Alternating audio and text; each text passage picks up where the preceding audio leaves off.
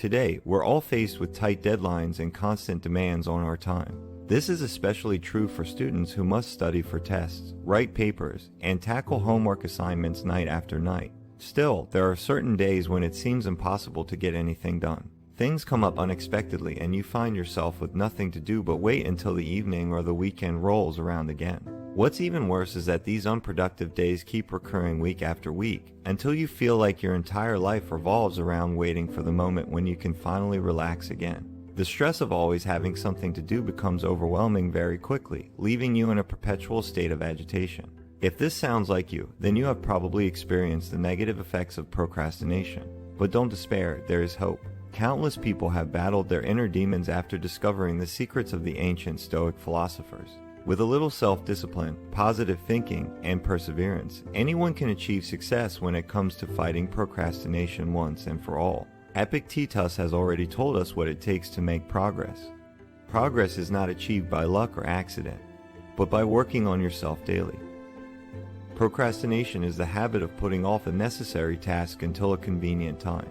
It is one of the cardinal sins of life, and it often becomes one of the greatest challenges we face. It is also a problem that happens to nearly everyone, and it is a persistent issue that plagues modern society in one form or another. Thus, it might be useful to take a step back and think about what procrastination is and why it happens in the first place. In simple terms, procrastination is a desire to avoid something by putting it off until a later time.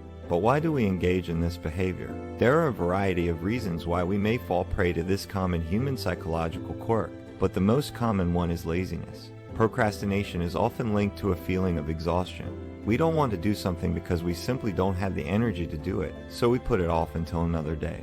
But, as with any negative decision-making pattern, we have to break down procrastination into its core parts to understand it better. Seneca has given us the following quote about battling procrastination. Let us prepare our minds as if we come to the very end of life.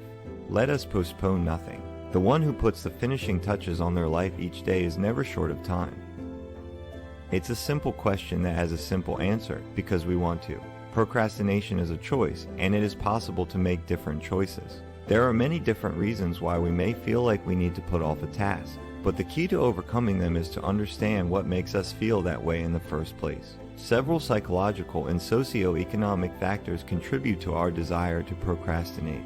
For one, we may encounter a certain amount of social pressure to perform certain tasks, particularly those that are expected of us. This pressure can cause you to feel as though you don't have a choice in the matter. This leads to us avoiding the task altogether because the pressure to do well on the task is greater than the pressure of just getting it done. It doesn't matter if you are taking a year out from school, working for a large firm, or starting your own business. There will be days when you are too busy to get anything done. What matters is that you learn to manage your time better. If you can't make time for your studies or work, you'll never become successful. An easy first step that will help you get things under control is to set a daily goal. This should be a small but measurable goal that you can always set as a loose deadline for yourself. For example, study for the midterm tomorrow or write one paragraph for the next article. This will help you stay focused and keep yourself accountable for your goals. You can also break your goals into smaller tasks. By breaking larger goals down into tiny steps, you are more likely to stay motivated and accomplish something. You should also track your time. This may seem like a pointless thing to do, but it works. By tracking your time, you'll come to understand why you feel so exhausted all the time, and you'll also be able to reduce unnecessary stress caused by it.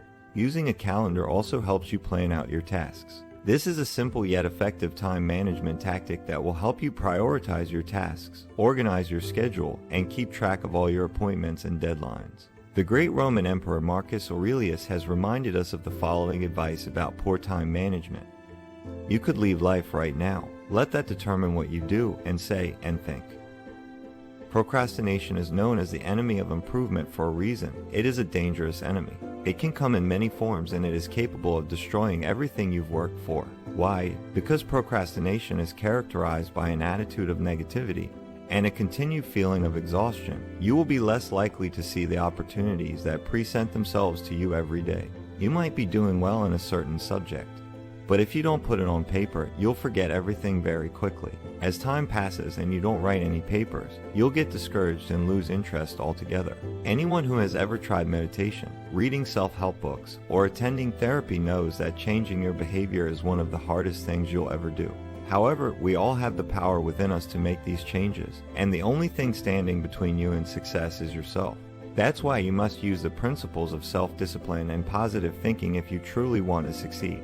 First and foremost, you must learn to be accountable for your actions. Remember, you are in charge of the life you are leading, and you must take full responsibility for all its outcomes. You must also learn to accept reality for what it is, no matter how negative it may seem.